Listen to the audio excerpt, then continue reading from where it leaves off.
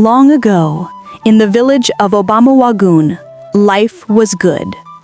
The village was known for its prosperity, its vibrant markets, and the deep sense of community among its people.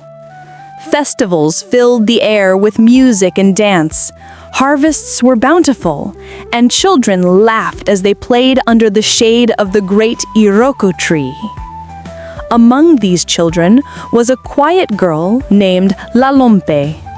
She wasn't like the others. While her friends played games of ayo or chased butterflies, Lalompe often sat apart, her gaze fixed on something unseen. Sometimes she would stop mid-play, a shadow crossing her face, and whisper warnings to her friends. "Don't climb that tree, the branch will break," she'd say. Or, "Don't swim in that part of the river today, the current is angry." At first, the other children laughed at her, but when the branch really did break, or when the river's current grew dangerously strong, they began to listen. They started calling her the one who sees tomorrow. Lalompe's parents, a kind farmer and a skilled potter, loved their daughter dearly, but they worried about her gift. In a world where such things were easily misunderstood, they feared the village might one day call her a witch. Her mother would often say, "Hush, my child, don't speak of such things. People won't understand." But a gift like Lalompe's could not be silenced. It was a part of who she was, woven into the very fabric of her soul.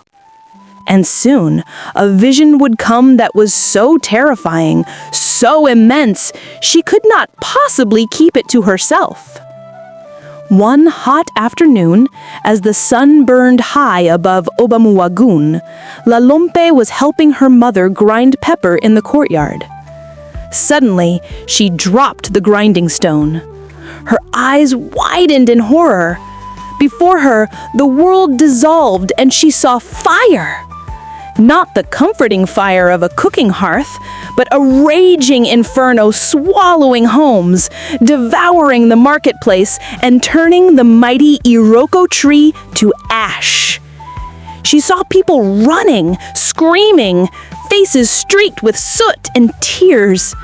And then she saw where it began, not from lightning or carelessness, but from men. Strangers, traders from a faraway land who had arrived that very morning. She saw them gathered in the dark of night, their faces glowing in torchlight as they plotted to burn the village and steal its wealth while everyone slept. Shaking with fear, Lalompe ran to her mother. "Mother," she cried, "we must warn everyone. The new traders, they are not who they seem. They will burn the village tonight." Her mother's face went pale. She hugged her daughter tightly, torn between fear and disbelief. Could this be real, or was it just a child's imagination? She took Lalompe to her father, who listened in silence. He loved his daughter dearly, but what she said seemed impossible. The traders had been polite. Their goods were fine and exotic. To accuse them without proof would bring shame, perhaps even danger, to their family. So, torn and uncertain, Lalompe's parents went to the village elders. Under the great council tree, her father spoke hesitantly, sharing Lalompe's frightening vision. The elders listened without expression. One scoffed, "We are to cause panic because of a little girl's dream?"